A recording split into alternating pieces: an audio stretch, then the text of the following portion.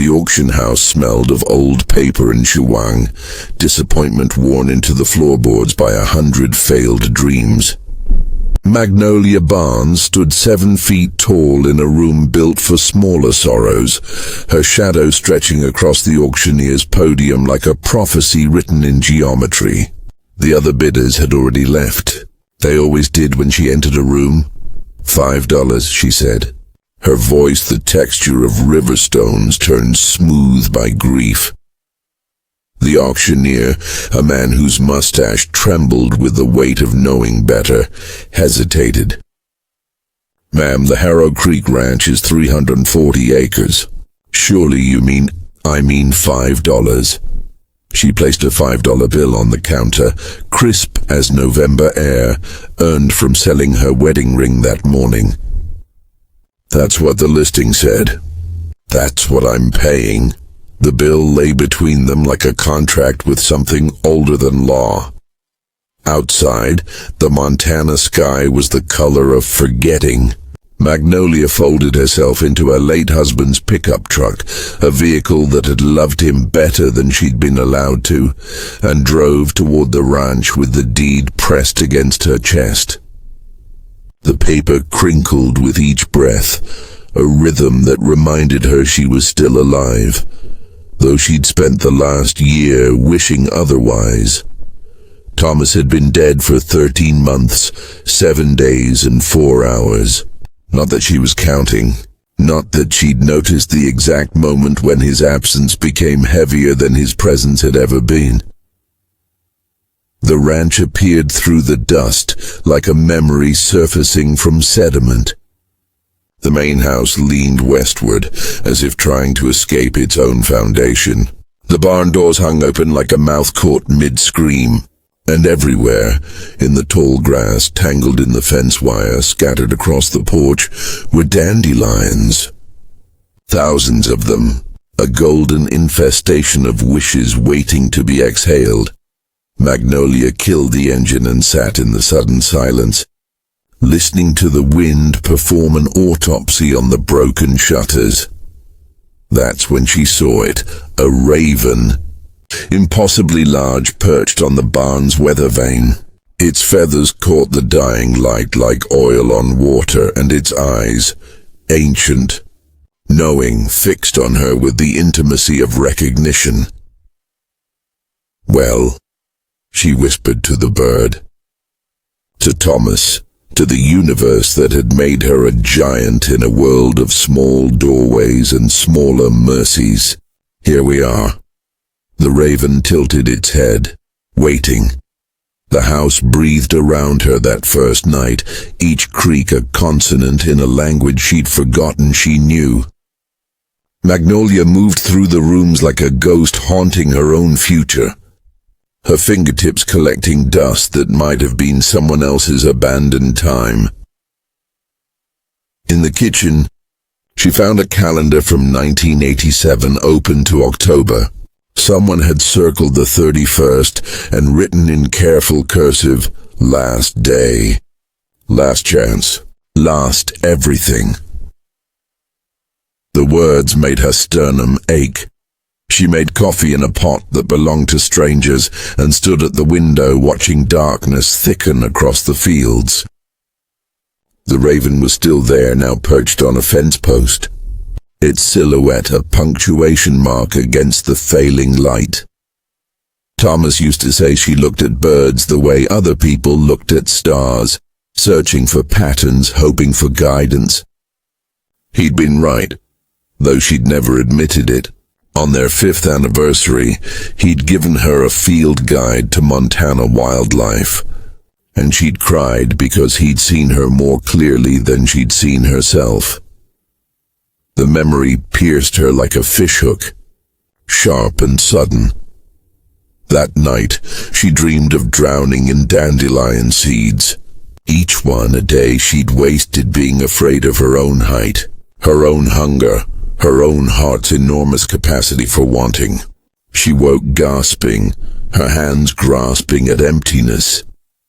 The days bled together like watercolors left in rain. Magnolia worked, clearing brush, mending fence, pulling weeds that fought back with the tenacity of things that refused to be forgotten. Her hands blistered and bled. She welcomed it. Pain was proof of presence, but the darkness she'd sensed on arrival grew teeth. It started with the whispering. At dusk, when the wind died, she could hear it, voices rising from the land itself, murmuring in a dialect of grief. They spoke of losses she understood, children who'd grown distant, lovers who'd left, dreams that had withered on the vine of ordinary life. Then came the visions. She'd be working in the garden, and suddenly see superimposed over reality like a double exposure, a woman in a faded dress, hanging laundry that would never dry, a man in the barn, searching endlessly for a tool whose name he'd forgotten, children running through the tall grass, their laughter always just behind her, always just out of reach. Ghosts, she realized, not of people, of abandoned futures, of lives unlived. The ranch wasn't haunted by the dead. It was haunted by all the things that had never happened here, by the weight of potential rotted into regret. On the 7th night, she found the letters. They were hidden in the attic, tied with string that disintegrated at her touch. Love letters, dozens of them, written by someone named Eleanor to someone named James. The ink had faded to the color of old bruises, but the words remained sharp. I am too tall for this town, too strange for its small certainties. But you make me feel like my bigness is just another way of holding more love. Meet me at the ranch. We'll start over. We'll build something beautiful from scratch. The final letter was dated October 31st, 1987. The same date circled on the kitchen calendar. I'm here. Where are you? I'll wait until the dandelions stop growing. I'll wait until the world remembers how to be kind. I'll wait. Magnolia's hands shook as she read. Eleanor had waited. The ranch had been her vigil, and James, whoever he was, had never come. The darkness made sense now. It wasn't evil. It was Eleanor's loneliness, soaked so deeply into the land that it had become the land. Every abandoned dream, every unanswered letter, every night spent waiting for headlights that never appeared.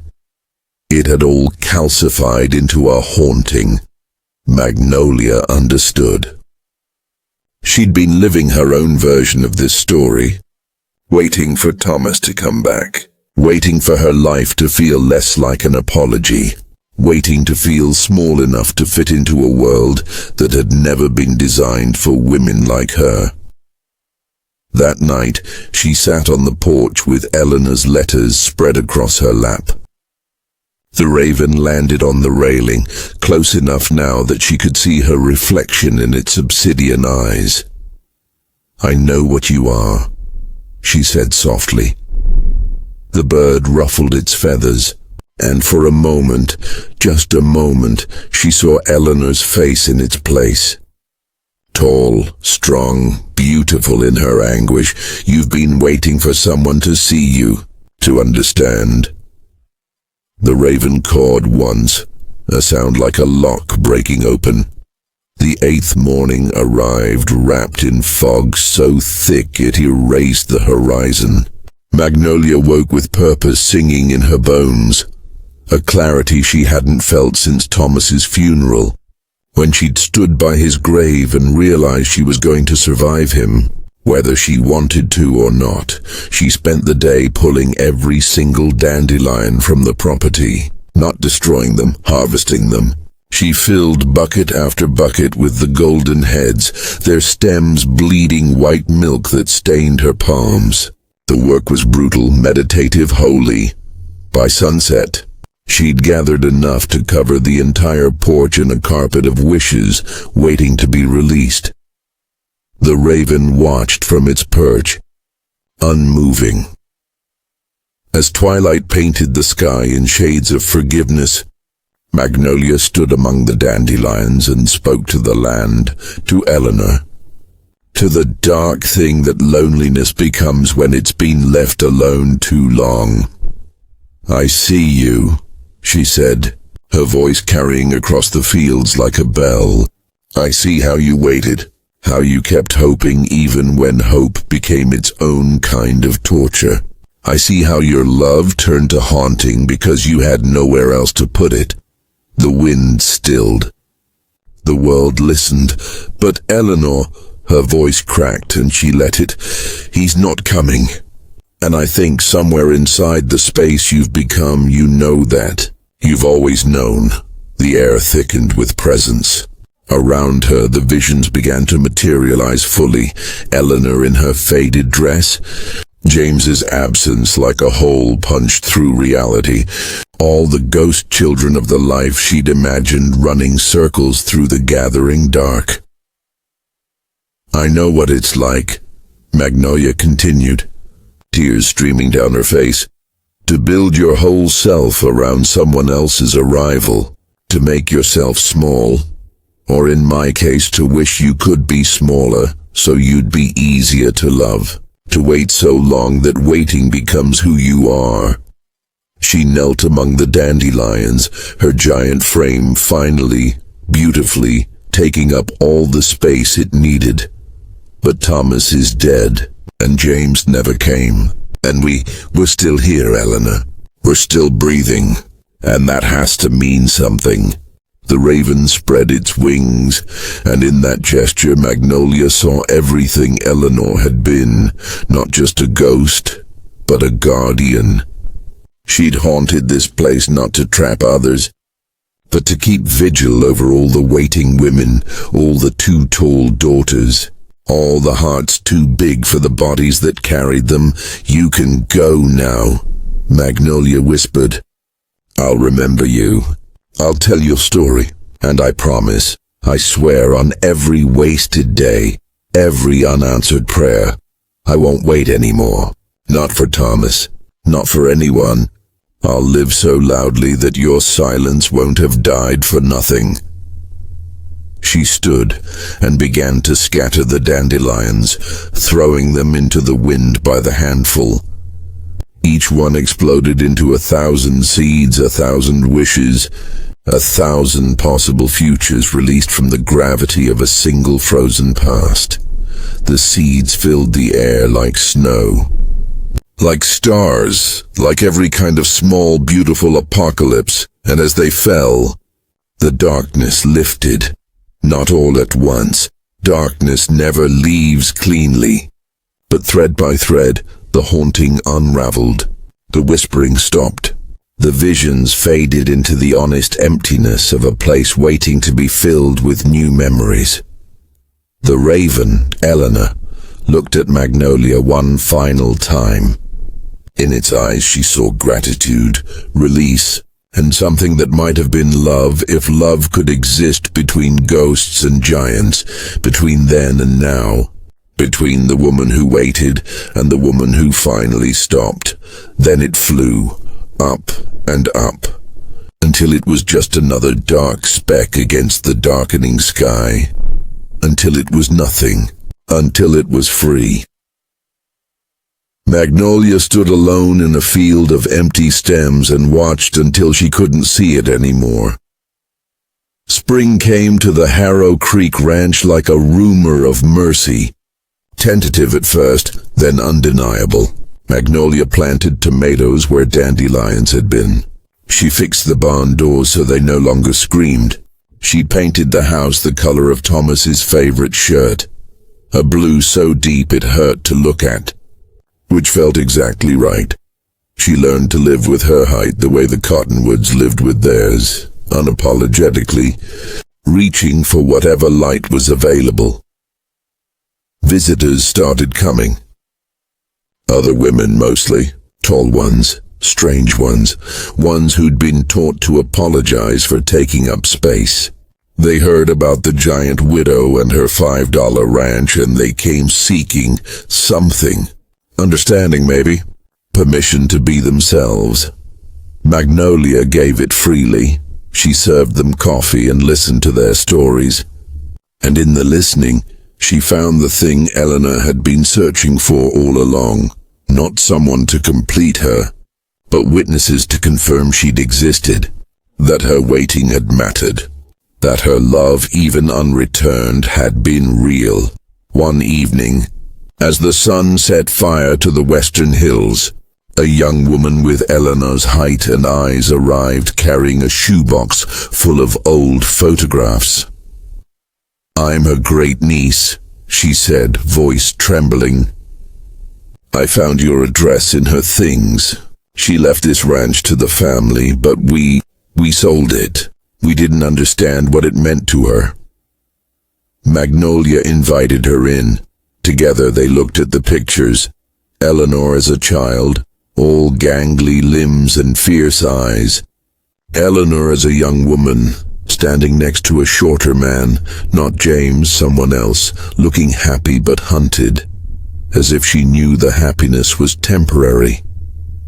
Eleanor in her final years alone, still beautiful, still waiting. She never stopped talking about this place, the niece said. But she never came back after.